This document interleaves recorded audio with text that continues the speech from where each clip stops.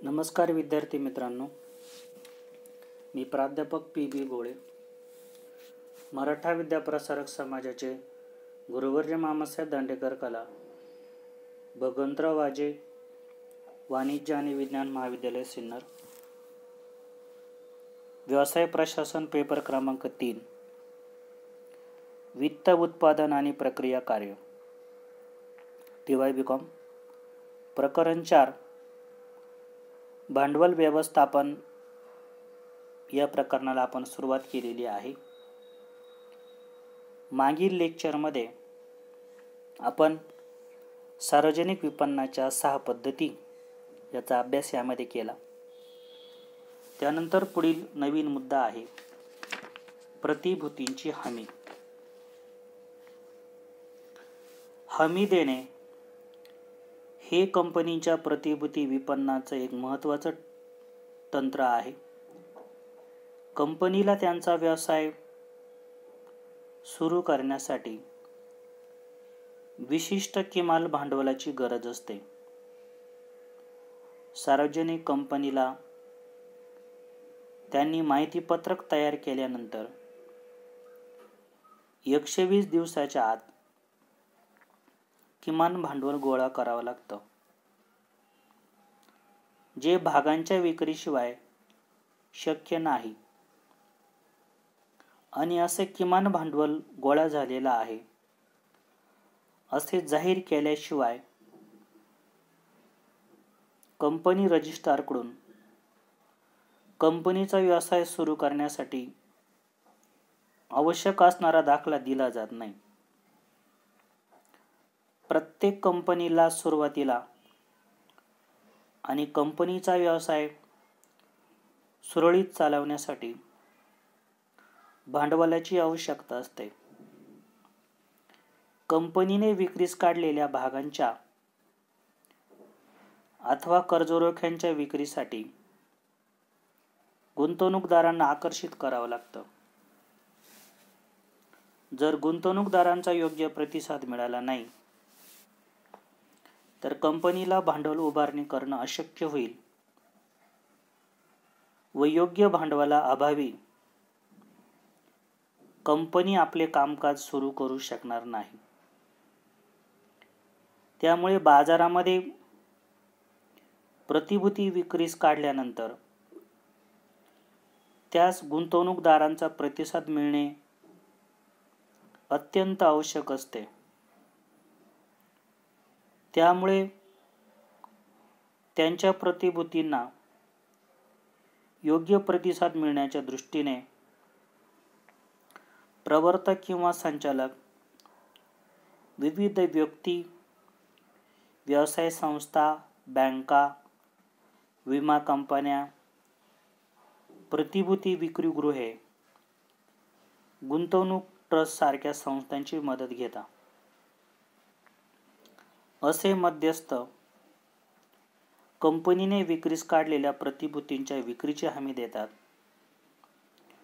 अशा व्यक्तींना आपण भागदलाल किंवा भाग हमीदार असे म्हणतो. अशा लोकांच्या मदतीने भाग बाजारात प्रतिभूतींच्या खरेदी विक्रीचे व्यवहार होतात. हे हमीदार भांडवल विक्री संदर्भात महत्त्वाची भूमिका बजावताना दिसून येतात. अशा भांडवल विक्रीची हमी देण्याच्या कृतीला प्रतिभूतीची हमी असे म्हटले जाते. या संदर्भात आपण मागे देखील चर्चा केलेली आहे की प्रतिभूती जी आहे, भांडवल बाजारामध्ये शेअर्स विकायला काढल्यानंतर संपूर्ण शेअरची भांडवल बाजारामध्ये विक्री होईल असं नाही. कारण की सार्वजनिक जी कंपनी आहे, या कंपनीला आपलं माहितीपत्रक प्रसिद्ध केल्यापासून 120 दिवसाच्या आत किमान भांडवल गोळा करावं लागतं. ते भागविक्री शिवाय शक्य होत नाही. असं किमान भांडवल गोळा केल्याशिवाय कंपनीचा जो रजिस्ट्रार जो असतो, हा कंपनीला व्यवसाय सुरू करण्यासाठी व्यवसाय सुरू करण्याचा दाखला देत नाही. त्यामुळे सुरुवातीच्या कालावधीमध्ये गुंतवणूकदार आणि सार्वजनिक कंपन्या यांचा संबंध नसतो. अशा परिस्थितीमध्ये भांडवल बाजारामध्ये ज्यांना मान्यता आहे किंवा ज्यांची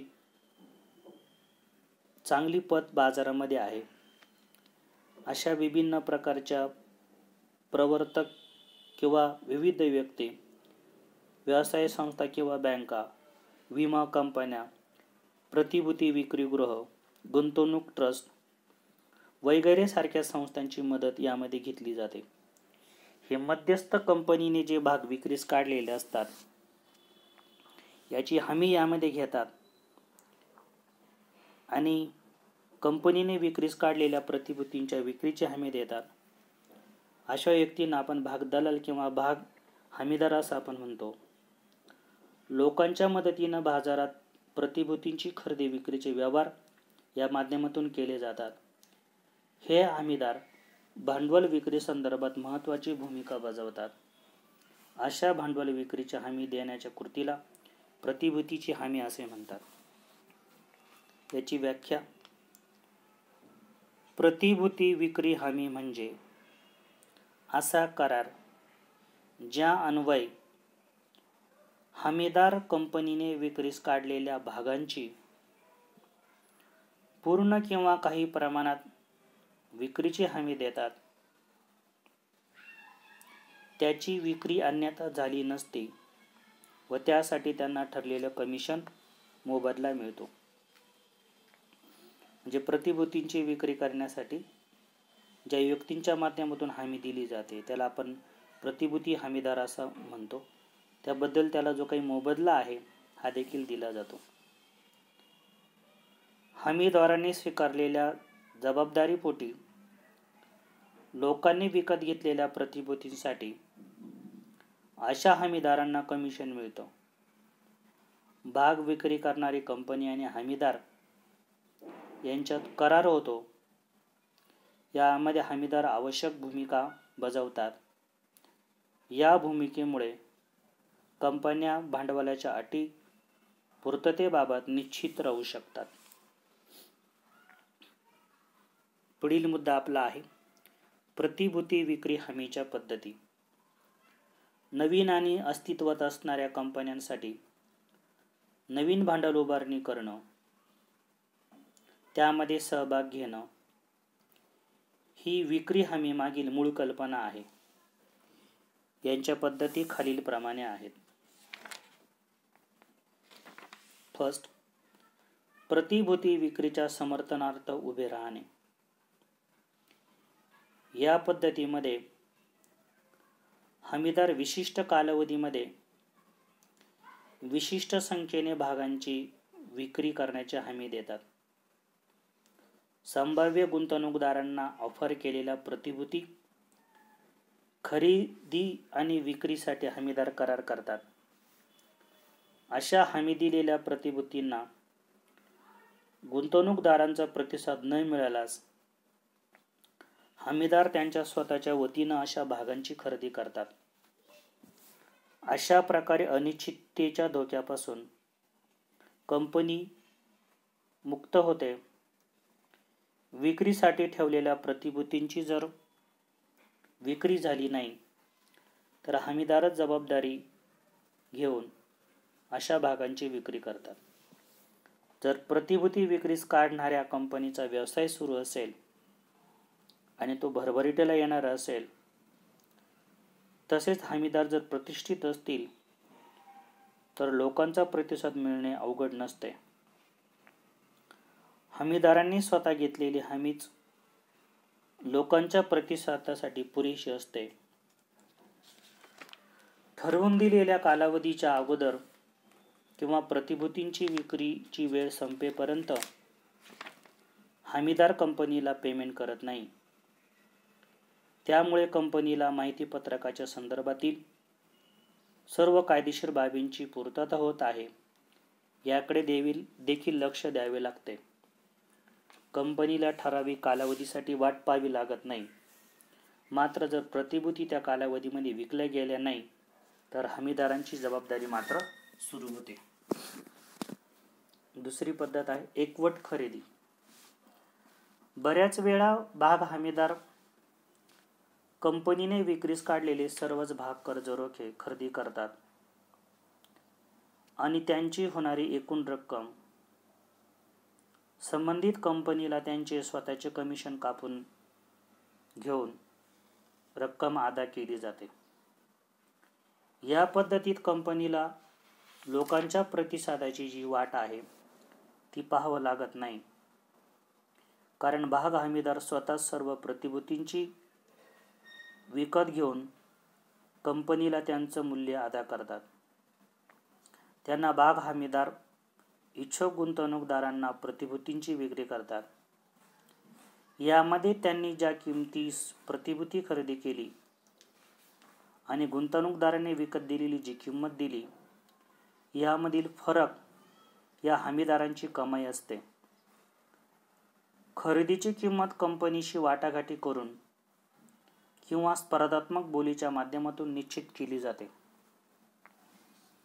कंपनीने विक्रीस काढलेल्या निरनिराळ्या प्रतिभूतींसाठी निरनिराळे भाग हमीदार आपापल्या किमती पुढे मांडतात.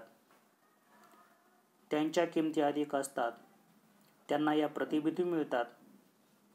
त्या प्रतिभूती पुढे चांगल्या किमतीला विकून ते स्वतःचा फायदा करतात व कंपनीला निश्चित केलेली रक्कम मिळते.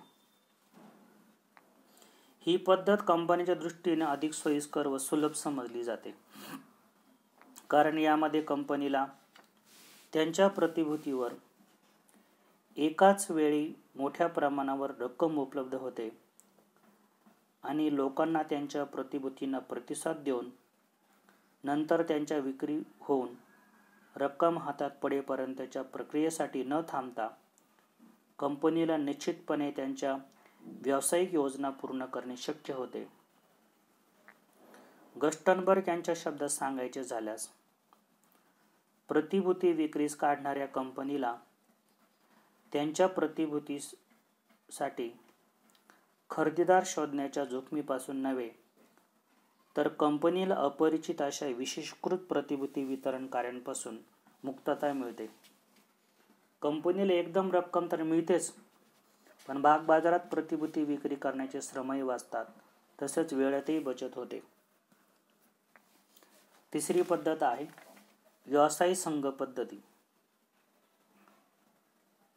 या प्रकारामध्ये हमीदार त्यांची एक असोसिएशन किंवा सिंडिकेट स्थापना करतात आणि प्रतिभूती विक्रीची हमी देतात.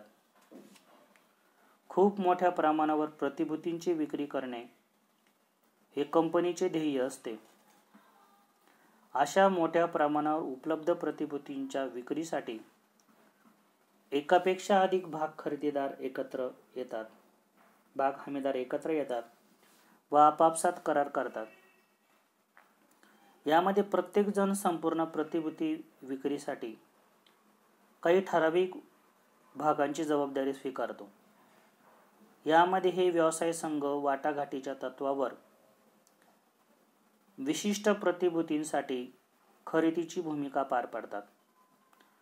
त्याचप्रमाणे इच्छुक गुंतवणूकदारांसाठी विक्रेत्यांची भूमिकाही पार पाडतात. मात्र न विकणाऱ्या प्रतिभूतींची जोखीम या व्यवसाय संघाची असते. खरेदीची किंमत आणि विक्रीची किंमत यामध्ये योग्य ती तजवीज करून व्यवसाय संघ नफा मिळवतो. अशा किमती त्या प्रतिभूतींचा आकार, त्यांची विक्रेता, कंपनीची प्रतिष्ठा, व्यवसाय संघातील सभासदांची प्रतिष्ठा आणि भांडवल बाजारातील प्रचलित पद्धतीवर अवलंबून असते. एकाच भाग हमीदाराच्या आवाक्याबाहेरील प्रतिभूती खरेदीसाठी ही पद्धत अत्यंत उपयुक्त आहे. ज्यावेळेस प्रतिभूतींची संख्या फार मोठी असते त्यावेळेस एकच संस्था किंवा व्यक्ती त्या विकत घेऊ शकत नाही. अशा वेळेस व्यवसाय संघाची स्थापना करून अशा प्रतिभूतींची विक्री केली जाते.